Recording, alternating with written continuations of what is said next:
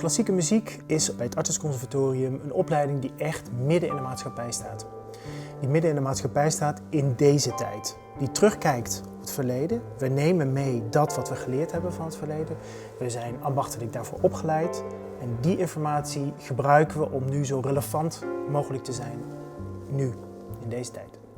Ik heb natuurlijk zangles, ik heb taallessen, ik heb acteervaardigheden en natuurlijk ook theoretische vakken. Er wordt van een pianist, maar net zozeer van een blazer of violist, gevraagd dat we eigenlijk heel veel rollen op ons nemen. Je moet je PR doen, een soort je eigen, heel veel met mensen communiceren, je website bouwen, dingen regelen, subsidies aanvragen. En dat kan best wel veel druk leggen op een mens of een student.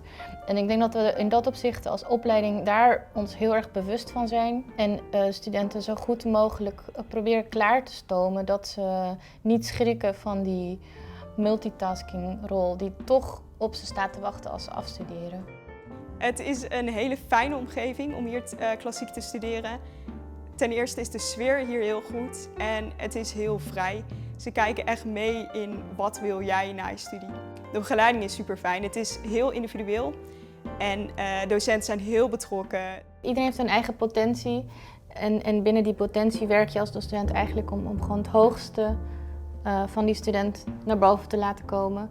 Maar soms verrast de student me en gaan ze gewoon eigenlijk nog over die grens heen en dan ben ik eigenlijk helemaal in de wolken. Studenten zijn verplicht een hoeveelheid concerten te geven per jaar. En die ruimtes bieden we ze, en die contacten bieden we ze en daarnaast bieden we ze ook de mogelijkheid om dat zelf te ontwikkelen door middel van in jaar 1 en 2 studiecoaching en in jaar 3 loopbaanbegeleiding. En loopbaanbegeleiding is een belangrijke stap op weg naar het echte leven, na je studie. Dat is voor ons erg belangrijk. Dus in plaats van 4 jaar lang opgesloten zitten in een kamer en niet naar buiten te kijken, proberen wij studenten al wereldwijs te maken en een plek te laten veroveren in het echte werkveld. Ik koos voor het Artes Conservatorium in Zwolle vanwege de docenten van de zangafdeling.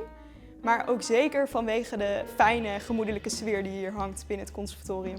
En het geeft een school ook wel vrijheid om de studie op een eigen manier in te vullen. Zoals we nu ook een nieuw curriculum hebben waarbij we echt toch wel onderscheidend zijn vergeleken met andere conservatoria.